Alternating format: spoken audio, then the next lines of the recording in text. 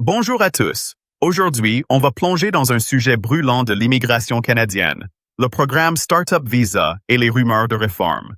Dernièrement, des rumeurs circulent sur des changements majeurs dans le système d'immigration canadien, surtout sur le Startup Visa, qui a attiré des entrepreneurs du monde entier, mais fait face à des défis comme les retards et l'efficacité. Décomposons cela. D'abord, le contexte politique. Ottawa veut stimuler l'innovation et soutenir les économies régionales en s'assurant que l'immigration contribue à la croissance du pays. Des programmes comme Express Entry et le Startup Visa sont à l'étude. Alors, qu'est-ce qui pourrait vraiment changer? Regardez ça en détail. Premièrement, l'évolution d'Express Entry. On peut s'attendre à plus de tirages par catégorie, avec des points favorisant les candidats ayant une expérience entrepreneuriale ou dans les startups. Si vous avez créé des entreprises ou travaillé dans l'innovation, vous pourriez voir plus d'opportunités. Opportunités ici. Ensuite, les programmes de nomination provinciale. Les provinces pourraient gagner en autonomie pour cibler les entrepreneurs. Imaginez Ontario, Colombie-Britannique ou Alberta créant des filières spéciales pour les fondateurs selon leur stratégie régionale. Troisièmement, le Startup Visa au cœur du débat.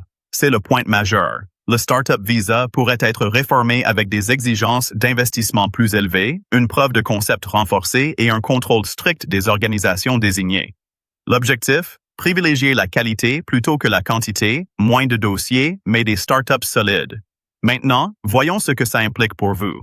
Critères d'éligibilité qui évoluent. Si les exigences augmentent, les futurs fondateurs devront être mieux préparés, avec des équipes plus solides, des modèles commerciaux clairs et des preuves solides du potentiel marché. Délai de traitement, voici la grande question. Ces réformes accéléreront-elles ou ralentiront-elles les procédures? Certains espèrent qu'ils régleront le retard plus vite en filtrant les dossiers faibles. D'autres craignent que les réformes créent de nouveaux blocages avant d'aider. De nouvelles voies vers la résidence permanente. Même si le Startup Visa devient plus strict, d'autres opportunités peuvent s'ouvrir.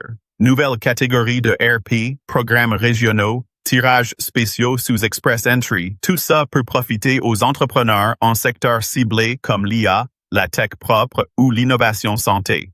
Rappelez-vous, les réformes ferment certaines portes, mais en ouvrent d'autres. Alors, que faire si vous êtes dans le système ou que vous pensez postuler? Renforcez votre dossier. Montrez du concret. Traction, investisseurs, vrais clients.